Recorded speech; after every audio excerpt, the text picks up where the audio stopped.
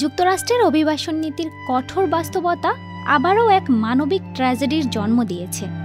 টেক্সাসের আর্লিংটনের বাসিন্দা তাহির শেখ তার স্ত্রী ওয়ার্ড সাকেককে নিয়ে হানিমুনে গিয়েছিলেন ইউএস ভার্জিন আইল্যান্ডসে, কিন্তু হানিমুনের মাঝপথেই স্ত্রীর গ্রেফতারে গল্পের মোড় বদলে যায়।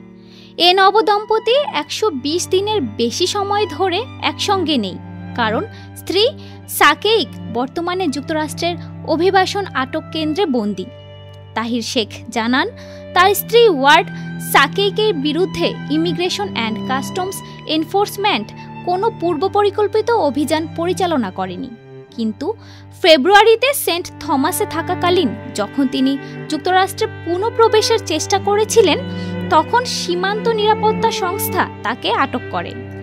ওয়ার্ড সাকেইক মূলত একজন রাষ্ট্রহীন ব্যক্তি।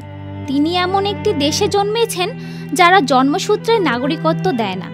তিনি এক ফিলিস্তিনি শরণার্থী যিনি সৌদি আরবে জন্মগ্রহণ করেন। মাত্র ৮ বছর বয়সে সাকেইক তার পরিবারের সঙ্গে যুক্তরাষ্ট্রে আসেন।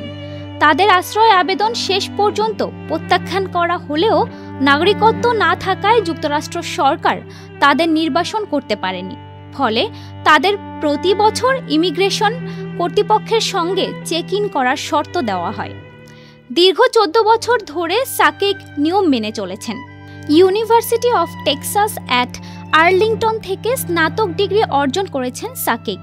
বর্তমানে তিনি একজন পেশাদার ওয়েডিং ফটোগ্রাফার।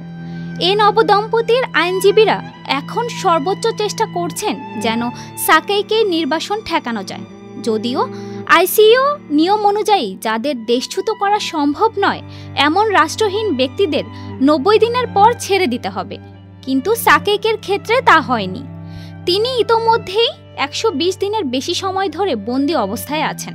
হানিমুনের জন্য তারা ইউএস ভার্জিন আইল্যান্ডকে বেছে নিয়েছিলেন এ বিশ্বাস থেকে যে এটি যুক্তরাষ্ট্রের অঞ্চল হওয়ায় তার ইমিগ্রেশন স্ট্যাটাসে সমস্যা হবে না।